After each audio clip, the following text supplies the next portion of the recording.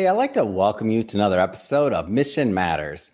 My name is Adam Torres, and if you'd like to apply to be a guest on the show, just head on over to missionmatters.com and click on Be Our Guest to apply.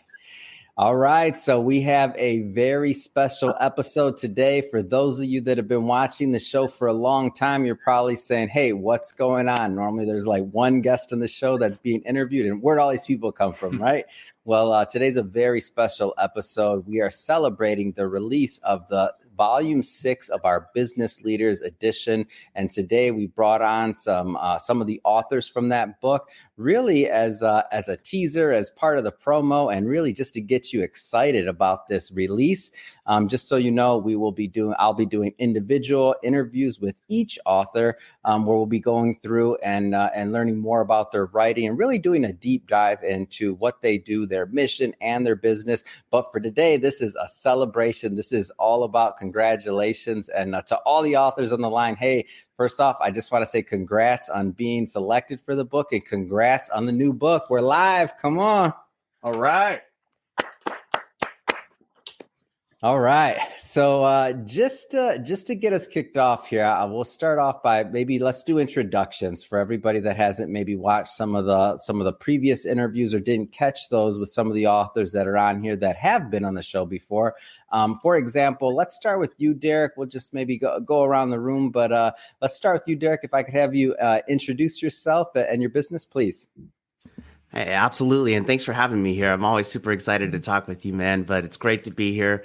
My name is Derek Gerber for the audience. I'm the SVP at Explainify. And after about 10 years, it's our 10-year anniversary this year, we created thousands of videos that you've seen on national advertising campaigns, on websites, app stores, but we're a premium explainer video creation company. So our agency works with the brands you know and love today to bring their stories to life. And it's really exciting. And again, we couldn't be more honored to be here today. Oh, man. And Derek, great to have you back on the show, and always a pleasure working with you. Jeremy, please, you're next in line. All right. Yeah, my name is Jeremy Hunt. I'm the founder and CEO of Minnesota Delivery Solutions. And also just want to congratulate the rest of the authors. I also checked out the video yesterday. It was fun to hear everybody talk, and everyone's excited about what we've been able to put together. So I wanted to put a little plug in there. And Minnesota Delivery Solutions is a specialized courier and delivery service in the Minneapolis-St. Paul area. We also service the entire state of Minnesota, and we provide dedicated driver and courier solutions, kind of a specialized service, and excited about what we do and how we take care of people, and also, of course, what we're going to talk about today. So thank you very much for having me. It's awesome.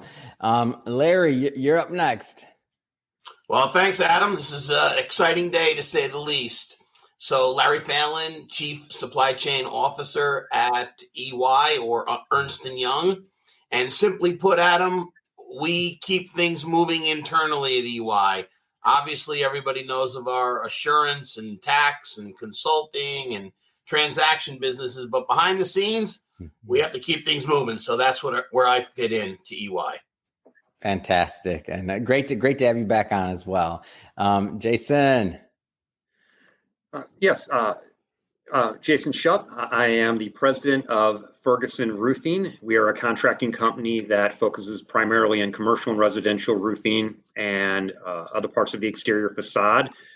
We are a third generation business, been in the St. Louis community for over 80 years, and very honored and proud to have been embraced by the community for that long, and also honored and proud to be a part of this wonderful group and this book project. So thanks again for everything that you're doing, Adam.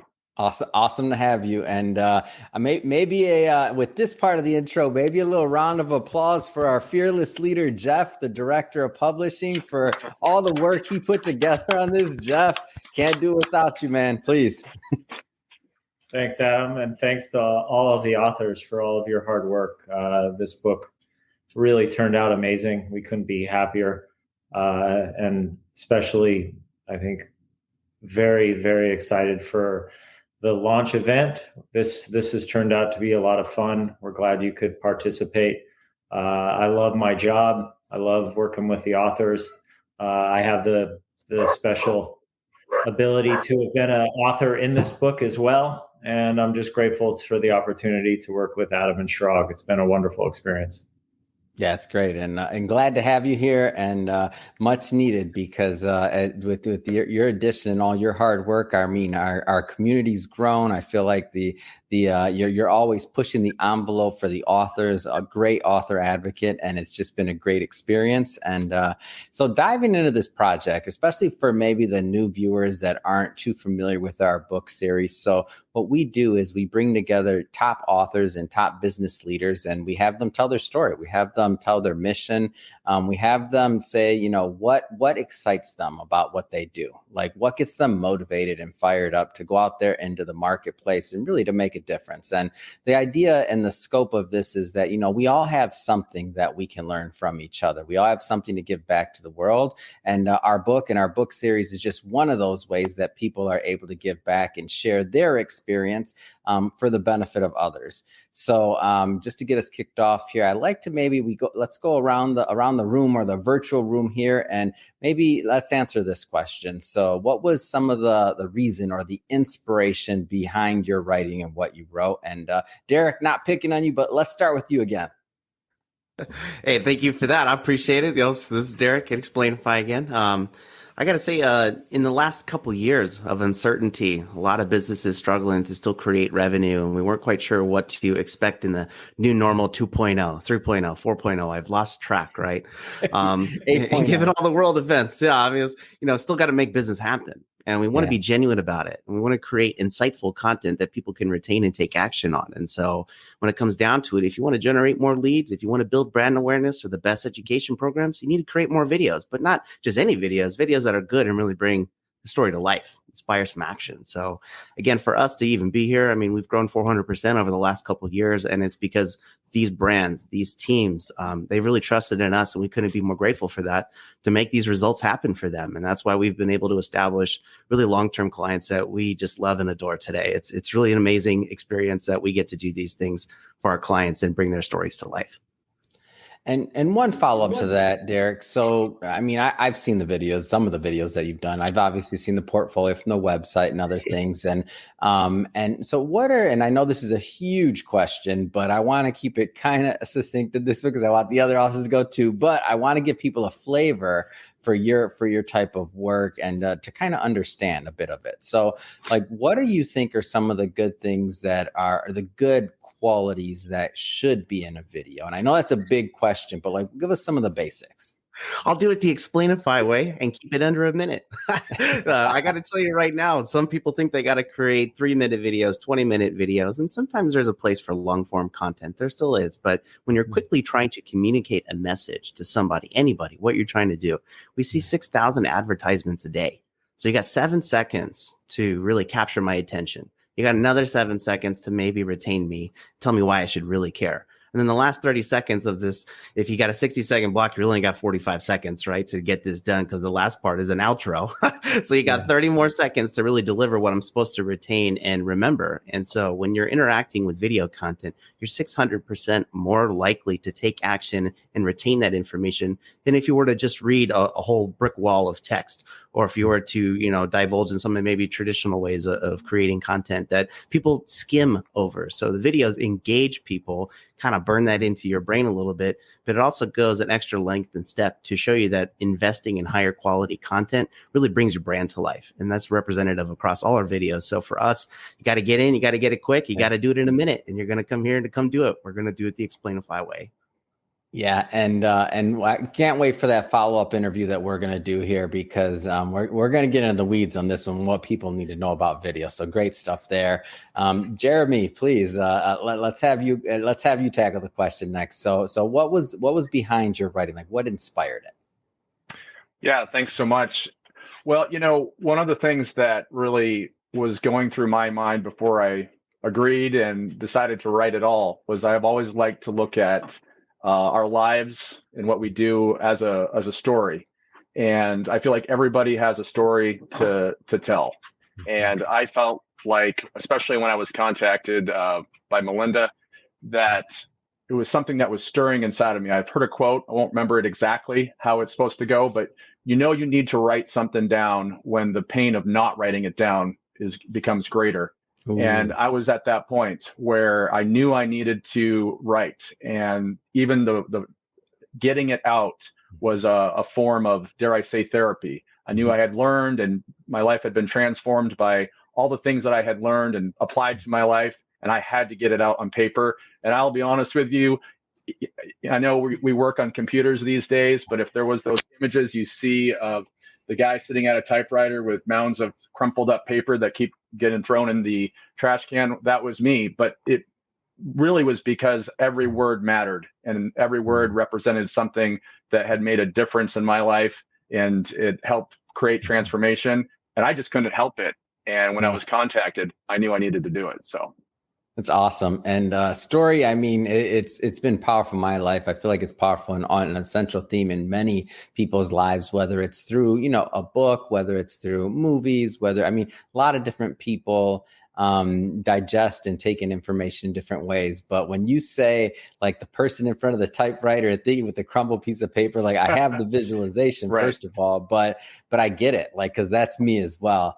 What would you say to those people that are out there that maybe have something inside, they have that story and they just haven't quite like gotten it out yet? What kind of words of wisdom would you give them? I would just say you got to start, and you got to believe in yourself, and every story is worth telling. I literally feel like if I can do it, you can do it. And I would just say start. I know I said it when I just moments ago that we all have a valuable story worth telling, and everyone really does. And we're all learning, we're all growing. And I would really encourage people to do that. And it's part of the creative process anyway. Like a lot of times we feel like we have to reach a certain amount of success until we do, especially the creative things that are inside of us.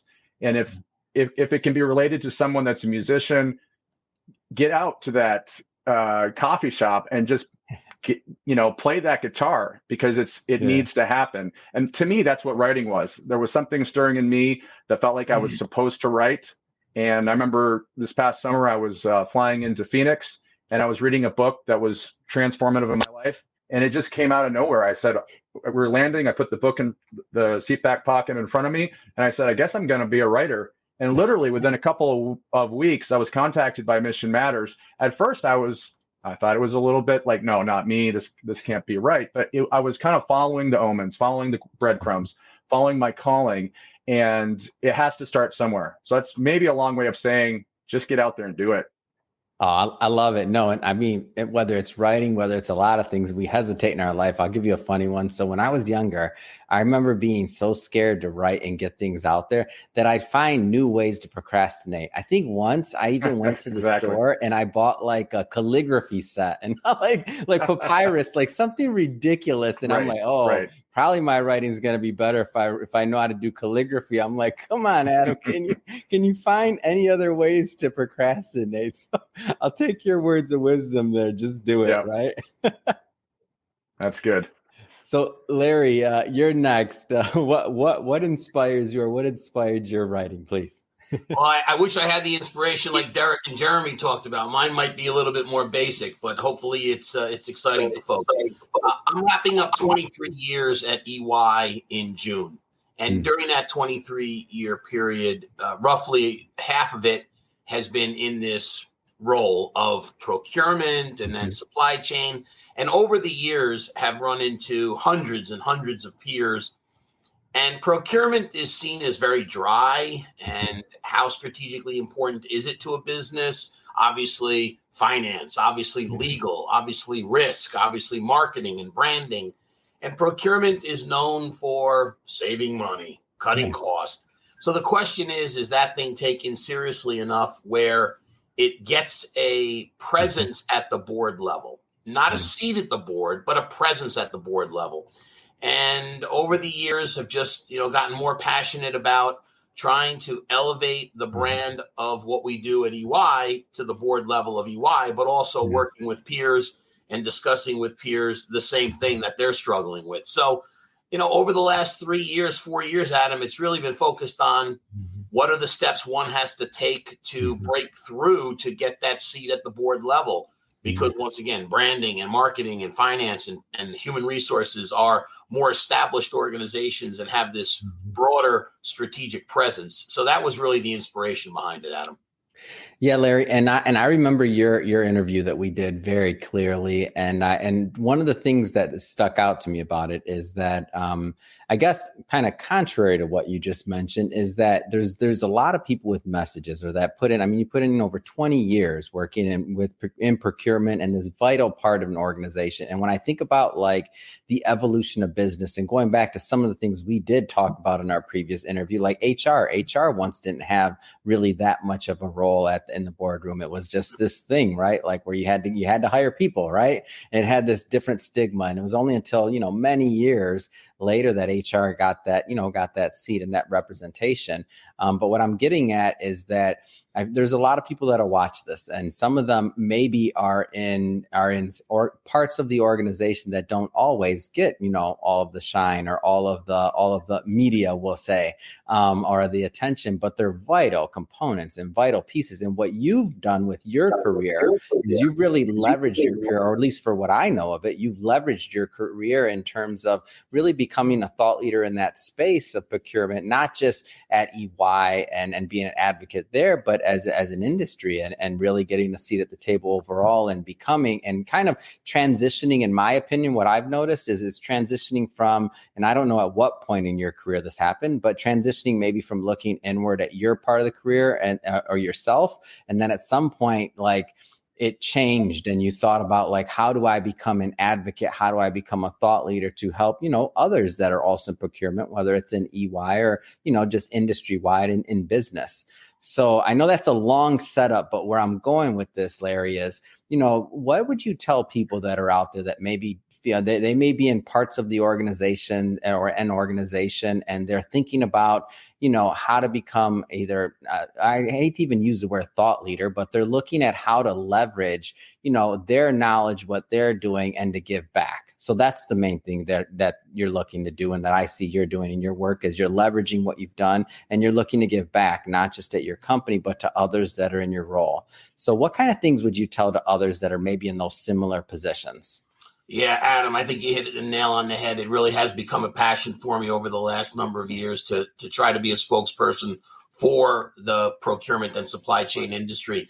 I think the key to me is there are so many connections that procurement or supply chain make across so many of the functions. And with that comes a knowledge of the business and access to data that many don't have holistically across the organization. So using that data, becoming, and we can say predictive, right? But becoming more predictive with what some of that data talks about, maybe a little bit historical in what the data tells you and things like that. And we've really been known now for people who have a command of the data and can help answer questions that maybe even some of the functions can't answer about themselves. So the more you can get access to the different functions and work with them, understand those businesses, collect that data, use that data to your advantage, and then be the people, the organization that people call, you'll be able to advance that brand.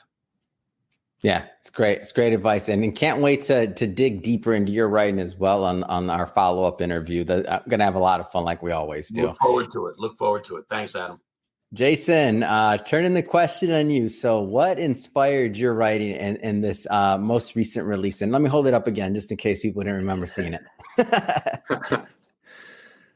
Well, as I mentioned, we're a legacy business. We're a third generation business. I'm the third generation of the business, and family businesses have additional challenges because you have all the components of a business that you have to deal with. But you also have the family dynamic, which brings a lot of assets, but also liabilities to the business. And I've been a student of family business for years, and have worked very hard to learn about the family dynamics, to leverage the strengths of the family dynamics, to prevent the pitfalls of what can happen if there's tension within the family. And unfortunately, over the last handful of years, the third generation, there was some tension, and there were some disagreements and dynamics with the members of the third generation that came to a head, and as things typically when they end, they don't end well. Mm-hmm. So during that transition into how the business looks now, there was fallout, both with the business side and with the family side. Mm-hmm. And when this writing opportunity presented itself, I wanted to both share what my journey was to date and what I've learned from that, but I also didn't know how to articulate it, and process it for myself, because there was a lot that I was having to deal with being, part of this family business transition that was done under less than ideal circumstances. So I just needed to figure it out for myself, and as Jeremy said, it was essentially therapy. It was my therapeutic process of dealing with what I went through with the business, with my team in the business, and with the family that surrounds the business. And I found a thread that kind of ties it all together, and not only how to articulate what I went through, but really how I can use it as a framework to be a better steward going forward. And that's really what I learned from it, and hoping that as a takeaway is just how people can really appreciate stewardship, which is essentially what a family business is. And we're all involved in stewardship in different ways, and how they can apply that, in their own lives, their own businesses, going forward. Mm-hmm. But ultimately, it was a unexpected therapeutic event for me. Hey, Mission Matters. We provide therapy. Forget what you heard. I'm in. The word stewardship, though, I mean, you hit the nail on the head on this one. So when I think about what it takes to, steward a business over multiple generations, and when I think of stewardship in the case of what I know of your business and what we've talked about, it really being client centric and client focused. And another important word that you mentioned is legacy. And what that means and what somebody's legacy is going to be, not just in business, but, personally, like, what do you want to leave to this world? So I guess the question that I pose to you is, when we think about stewardship and legacy, and when we think about what it looks like to maintain a business, even over generations, right? Like, you have some clients, if I recall correctly, that have been with you, for multiple roofs and for many years. What does the idea of stewardship and legacy mean to you, and keeping that focus on the client? Like, what does that mean to you? It's, for me, it's really what are the core values of the business, and of course that's derived from the core values of the family that started the business, the team that we surround ourselves with, the customers that we like to work with. So what are those core values that we want to honor and protect and continue to exaggerate? And for stewardship, for me, is what's my role in honoring that, because it's not all about me. It wasn't all about my father before that, or even my grandfather. The organization and what it represents, the president of the organization, and what I've learned is that it's not about me. It's about what are these values of this institution, and what is my role in protecting and honoring that institution and what it's supposed to serve. And that also means, again, this is like, looking down the road. At some point, when am I not the person that can best honor those values, and when do I need to make sure that others are fulfilling that? So that's just one example of what stewardship is, just knowing my place in it. It's when do I take the baton from someone else? When do I pass the baton to another? So that ultimately the values live on, because they're all going to, ideally this business will outlive me. And those values and what we can do for the community and for our customers should continue to outlive me. So what's my role in that? And that's a lot of what I talk about in my book is stewardship is really knowing our place and how to best make the opportunity when it's our time, but also recognition that our time is not, indefinite. Awesome. So I could start going a lot of different directions, and I know that's what the purpose of the book was. It's great because this is all teaser material for everybody watching. We're gonna do a follow-up interview, so stay tuned. Hit that subscribe button. There goes my plug there, right? So Jeff, you're next. So as an author of not just the director of publishing here, I mean as an author as well, what inspired your writing? Well, I think a lot of you guys have touched on it already. But there's certainly, for me, there was a legacy piece. So my father and I have been involved in a very important biotech company for many years, trying to make some paradigm shifts in the oncology space. So it was an ability to share a story with my dad. I think a lot of times we're as operators, we're focused on the end game, and we forget like the journey, all of the benchmarks of success that come in the process. And especially when you're trying to attack cancer from a new approach with a different drug, I think it's the Hail Mary of all Hail Marys. So I felt like it was a good time to kind of take a breath and, represent what we had accomplished. It was a good opportunity to work with him. And then I think ultimately, having talked to lots of authors, there's a marketing experience in all of this. So by having to put your story, having to put your business into words, it forces you to put some attention on your communication strategy. It forces you, there's something important about the permanence of a book. You put a little extra thought into it. And I think that's beneficial for all of our branding and for all of our businesses. So I'll tell you this, it was really beneficial to experience the process from the other side so that I can communicate the opportunity to our authors in a better format. So it's awesome. Awesome. So this next question, I'm going to throw this out to the floor, and whoever wants to tackle it, I mean, just dive right in. But so I'll tee it up with a little story. So when I was a financial advisor, so before I got into media, I've been doing this now for quite some time, full time. But before that, I was a financial advisor, and I used to love reading books. But number one, I could never picture being in a book myself. Number two, I didn't really understand it, like that whole concept, that whole idea. And for some of you that are on this line, don't laugh at me, but I mean, like last generation, that's how I'm thinking. This idea and this concept of we're all brands, or we all have our own brands, or things like that. It didn't make sense to me when I was an advisor. I thought, like the idea of being our own brands or marketing or anything like that. I'm like, okay, I'm not a professional athlete. I'm not a celebrity. Like, why do I need a book? Why do I want to tell my story? Why do I want to write? So it wasn't really until I started getting into podcasting, into the publishing world and other things that I really started to understand like that we are all brands, that we all are. And it's always been that way, but maybe the way that we define it's changed a little. And so I'll give you an example, a quick one. So during that time when I was a financial advisor, maybe I would go to my local Chamber of Commerce. So the Century City Chamber of Commerce. So that was my brand. When I walked in there, like that was the brand I carried. That was, what I wrote on my LinkedIn, board member at, Century City Chamber of Commerce, all these things that I didn't really understand were part of who that brand was, or the brand that I was portraying and that I was showing the world.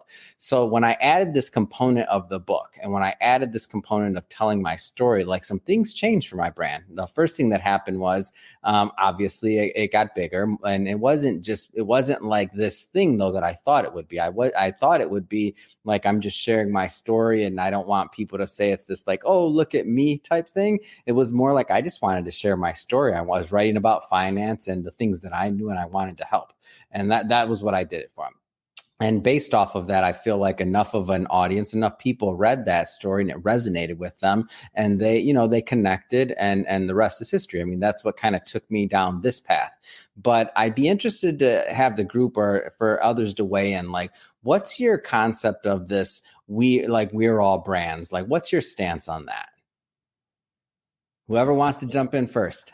Yeah, this is Derek. I'll take that one because we're all about brand over here. But again, this is Derek at Explainify, video production company. Yeah, I was gonna say, your personal brand matters more today than ever. There's so many cameras, there's so many screens, all about content creation, right? But I gotta say, from all my mentors who helped me even get here, thank you to all of them. But you could replace jobs, but you can't replace people. And that's the thing, is your brand matters more today, again, than ever. But people really embrace and buy into that brand.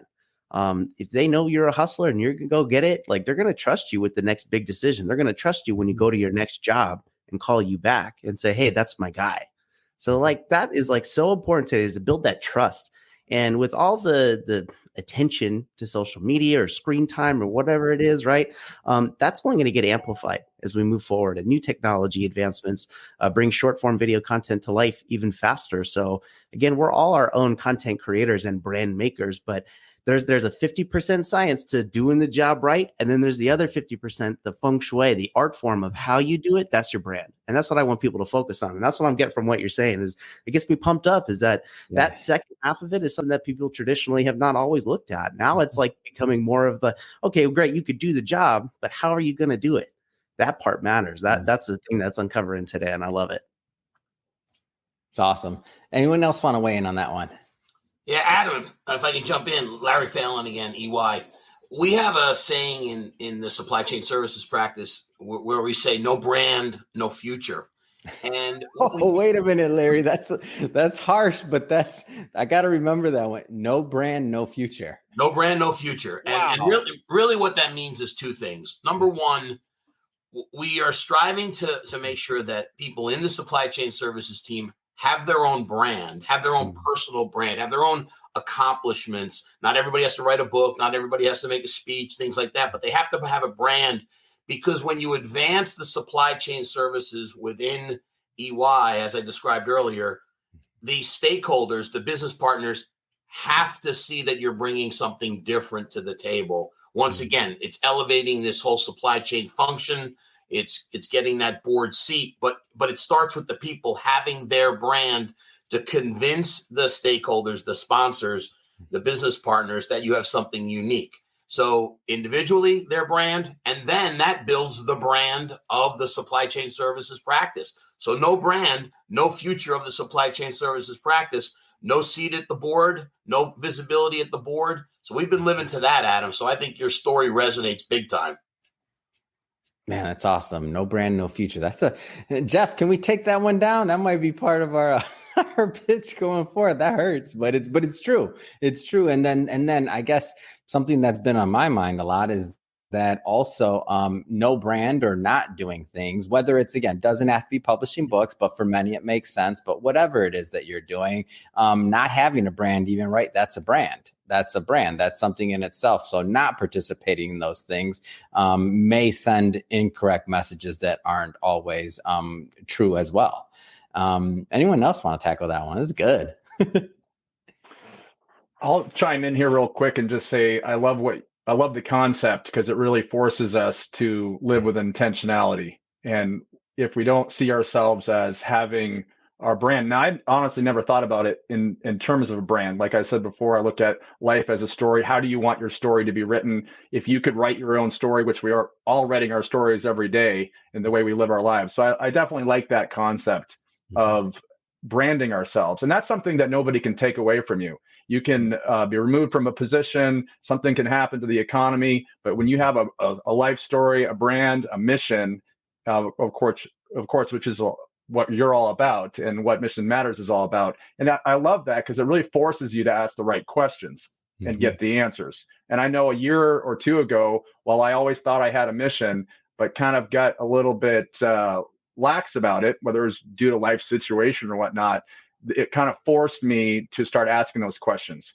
And if someone's out there right now, they don't know the answer to it, this is a great opportunity to figure out what your brand is. And nobody can take that brand from you, especially if it's with authenticity and character, which is the most important part. So that's my plug. No, it's great. And that I was just like you said, I thought of it as stories or other things. This idea of branding, I mean, and to think of what I do now, it's funny for me to think back to my advisor days, because I'm like, I had no concept of it, but it just makes a difference. Like it makes all the difference in my opinion.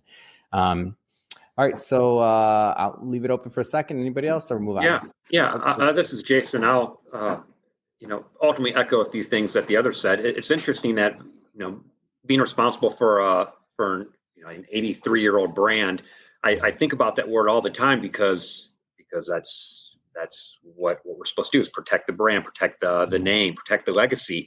And for a long time, I'm a fairly private person, so I didn't jump right on board with the socials and the personal branding. That's just not how I'm wired.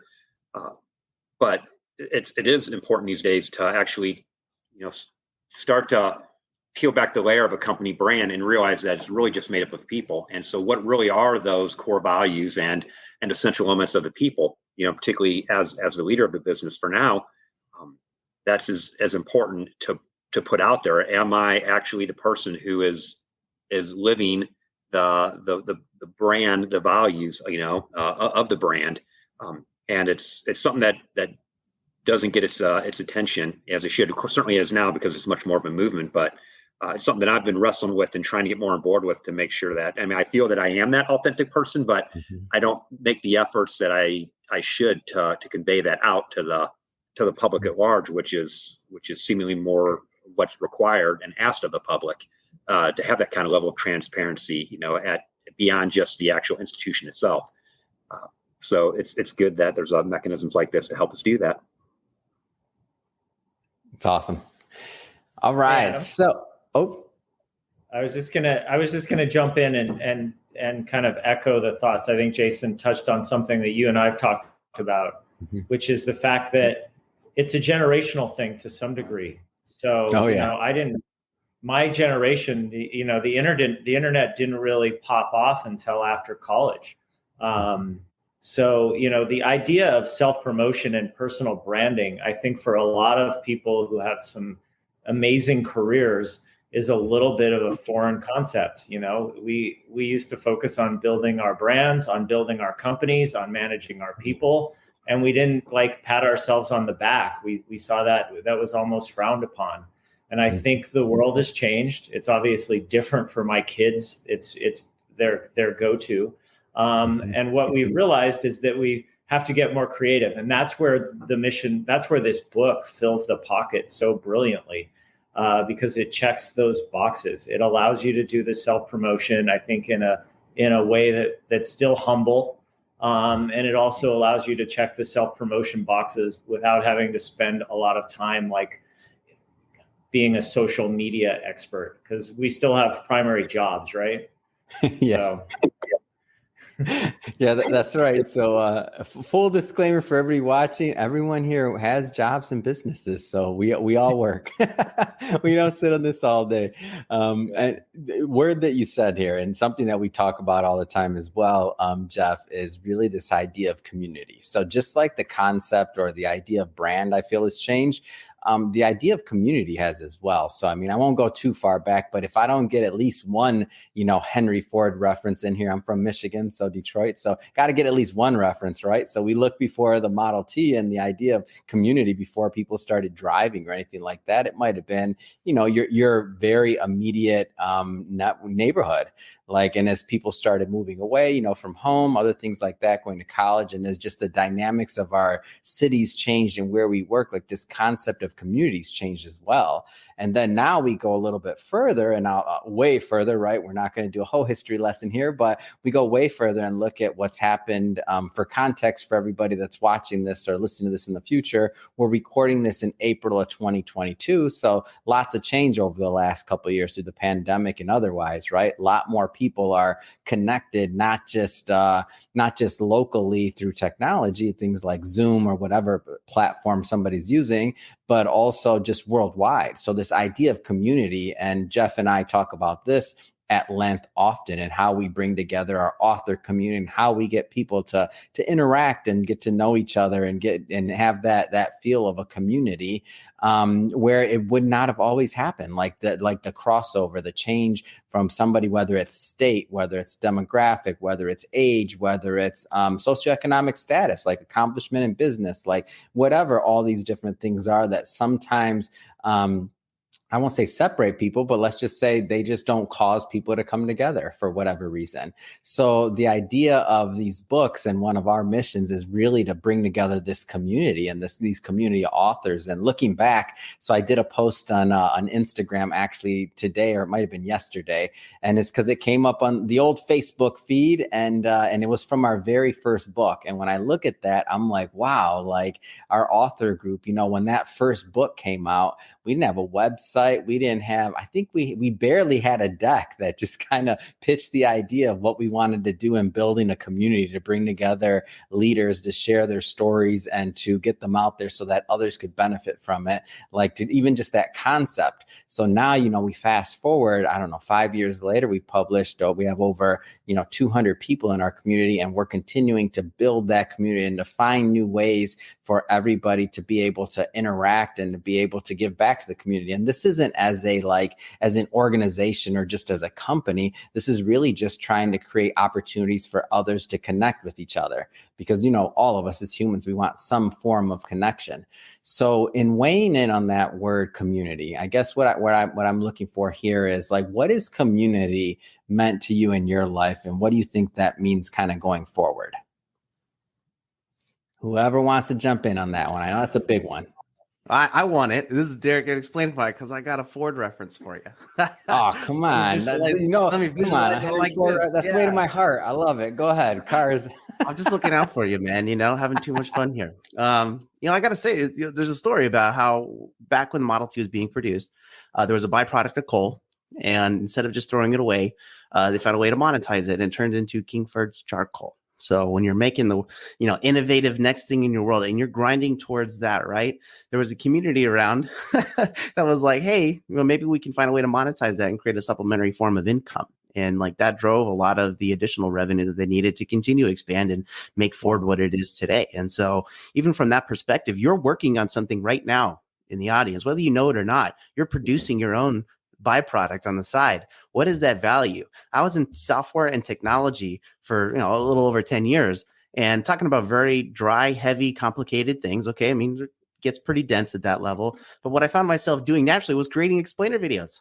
And then all of a sudden, here comes this byproduct, and now I'm running an explainer video company. Is that what I ever thought? No, it's really not. And that only came through the benefits that I got from the community embracing me, and my growth and development pushed me harder, opened up new concepts for me that I didn't think about, enhanced my digital marketing experience, how to put a goal up on the board, go for it, measure the results, and then get better from there. Like, all of that has led to this process, and why I'm even here today is I never thought I would be running essentially a creative agency. But again, it all stemmed from being in software, where typically videos weren't really being embraced all the time in the first place. So I by default took my own charcoal from making what I thought was going to be the one thing, and then found another path for myself. And that's even written in my own story too. So I want to share that with the audience is I'm only here because of the community that embraced me. And then I forged lots of lifelong friendships through business along the way, because I always wanted to learn. I was genuinely curious. I wanted to learn, and I was willing to apply leadership where I could. And so now I got a shot to go do something real big. And it's only because of friends, family, and all my business folks along the way, the mentors that got me here. Thank you so much. It was all community, not just me and my own solo effort. There's none of that. I don't think you're going to find that here. I think everyone's going to have someone in their community that helped them get to this step today. Yeah, it's so interesting you say that, and thank you for the Kingsford knowledge. Did not know that. That's a good one. I like that one. And everything that we like when I think about community here, the ideas that we come up with, this is all based on feedback from the community, like the podcast agency, the Facebook agency, like all the things we've done, not just product wise, but even this idea of getting the authors together to do a group launch like this all comes from the community. So we're always trying to give back there. And so I love it. Like communities where Mission Matters stands and falls, really. So we're able to move forward based on the strength of our community. So thank you for sharing that. And anyone else on community who wants to tackle that one? Yeah, I'll jump in. This is Jason. And, for me, community represents where you're really investing your time and energy. Before I came back, I grew up in St. Louis, but I left for about 12 years. And before I came back, I was moving every couple of years.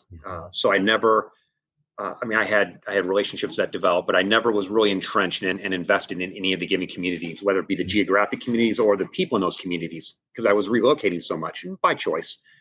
Once I came back to St. Louis and got involved in the family business and really involved in the St. Louis community at a much higher level, because I was operating, in a business capacity, I really understood what it meant to truly invest, and not just invest money, but invest time and resources and commitment and caring and sacrifice.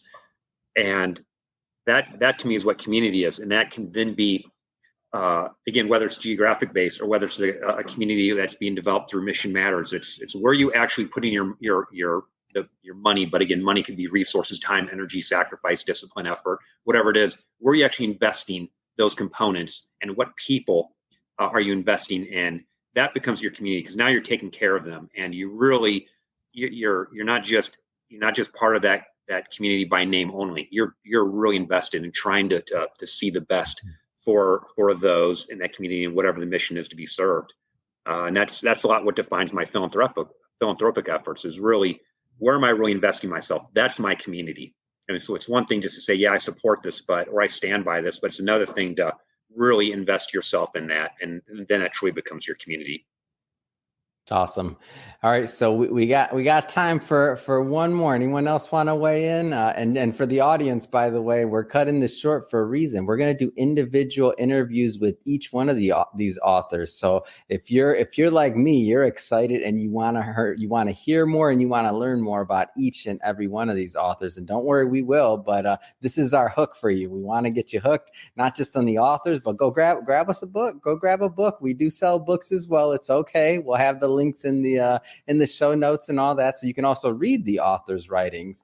But anybody else want to chime in? Room for one more.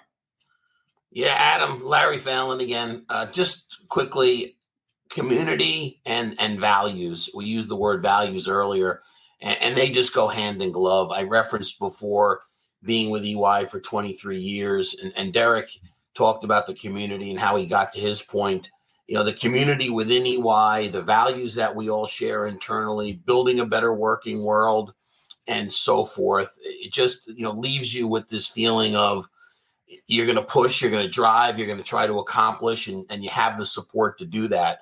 And that's the community that makes me proud at EY, and obviously the opportunity to do things like this, because it's important to EY that people have opportunities to grow. So that to me is the community that I'm really proud of. It's awesome.